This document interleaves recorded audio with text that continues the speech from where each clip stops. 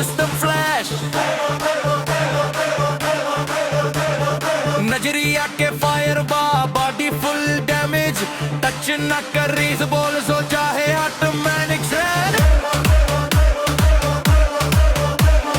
धीरे धीरे मूव कर स्पीड पे कंट्रोल, तोरे पीछे पागल बा पूरा ये वर्ल्ड अगर कमर हिले जब जब सीन हो जाला सैवेज। आज फिर से होई दिल के डामे डामे डामे डामे डामे डामे डामे डामे।